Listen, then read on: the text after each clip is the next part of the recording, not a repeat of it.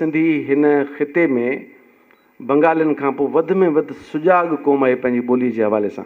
ॿियनि सभिनी मामलनि ते आहे, जीअं असां ॾिसूं था केनालनि जे मामलनि ते जेतिरो घणो तहरीक, जेतिरो घणो भरपूर आवाज़ रद्दमल ॾिसूं था, ईअं हर दौर में सिंधियुनि पंहिंजे क़ौमी मसइलनि ते हिकिड़ो ग़ैर मामूली रोल अदा कयो आहे। पर ॿोली जे हवाले सां त घटि में घटि पहिरें ॾींहं खां वठी असां सभु मुतफ़िक़ बि आहियूं, चिटा ऐं वाज़िब आहियूं त सिंधीअ समेत जेके बि हिन मुल्क जूं तारीख़ी ॿोलियूं आहिनि, असुलोकनि माण्हुनि जूं ॿोलियूं आहिनि, क़दीम ॿोलियूं आहिनि, उन्हनि खे उन्हनि जी जेको हक़ु आहे, या उन्हनि जी क़बूलियत जो हक़ु, उन्हनि जी सुञाणप खे तस्लीम करण जो हक़ु, उन्हनि खे उन्हनि जे मक़ाम मूजिबि जेका हैसियत आहे उनखे आइनी तौर ते हिकिड़ो अख़्तियार करण जो जेको हक़ु आहे उहो मिलणु घुरिजे।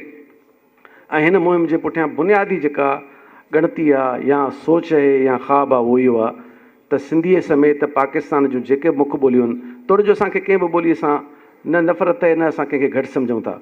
ॿोली घटि वधि नंढी वॾी थींदी ई न आहे। उहा भले 10 माण्हुनि जी ॿोली हुजे या किरोड़े माण्हुनि जी ॿोली हुजे, उनजो मक़ाम, उनजी हैसियत, उनजो दर्जो, उनजो वक़ार हिकु जेतिरो थींदो आहे। हिन मुल्क जी अञा ताईं वाहिद क़ौम आहियूं जेका पंहिंजी ॿोलीअ बाबति एॾा सुजाॻ आहियूं जो उन्हनि खे एॾो घणो जाॻाइण जी ज़रूरत न आहे। पर उनजे बावजूदि जॾहिं असां ॾिसूं था त असांजे खीसे में पियल विज़िटिंग कार्ड सिंधीअ में न आहे, जॾहिं असां ॾिसूं था त असांजे घर जे ॿाहिरां लॻल तख़्ती सिंधीअ में न आहे, जॾहिं असां ॾिसूं था त असांजे शादियुनि जा कार्ड तेज़ीअ सां अंग्रेज़ी में थियण लॻा आहिनि, जॾहिं असां ॾिसूं था त ॼम जा सर्टिफिकेट, मौत जा सर्टिफिकेट, निकाहनामा, थाणनि जी जेका FIR आहे, रेवेन्यू रिकार्ड आहे, उहो तेज़ीअ सां ॿियनि ॿोलियुनि में मुंतक़िल थी रहियो आहे।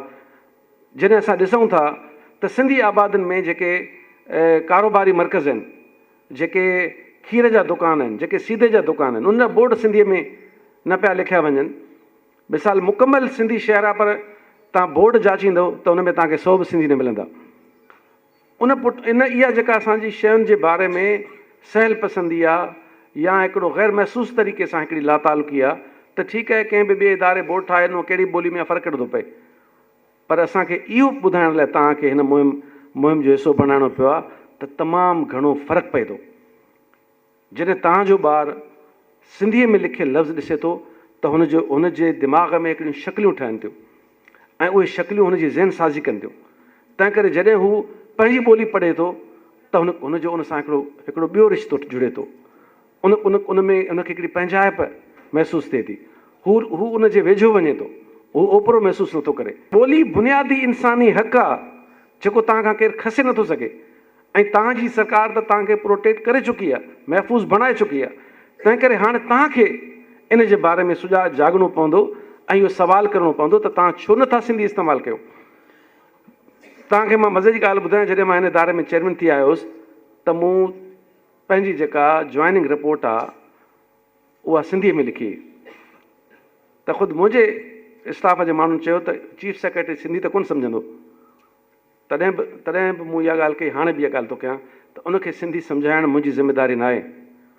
मूंखे त सरकार ते रखी हुई सिंधी ॿोली लाइ। हिन इदारे जो कमु ई इहो आहे त उहा सिंधीअ में लिख पढ़ खे मुमकिन बणाए। तंहिं करे तव्हां कंहिं बि कोर्ट खे, कंहिं बि इदारे खे, कंहिं बि फोरम खे जेको हिन सूबे में कमु करे थो उनखे सिंधीअ में लिखी सघो था ऐं सिंधीअ में ई लिखणु खपे। ऐं उहे जवाबदार आहिनि त तव्हांखे हुनजो जवाबु ॾियनि, नथा ॾियनि त तव्हां कानून जो दरवाज़ो खटकाए सघो था, तव्हां हुनजे बारे में पंहिंजो एहतिजाज रिकॉर्ड कराए सघो था। तंहिंजे करे जंहिं ॾींहुं असां इहो सवाल करणु शुरू कयो, ॻाल्हाइणु शुरू कयो, माण्हुनि खे जाॻाइणु शुरू कयो, त मां सम्झां थो तमामु घणो मसइलो त इन सां हल थी वेंदो।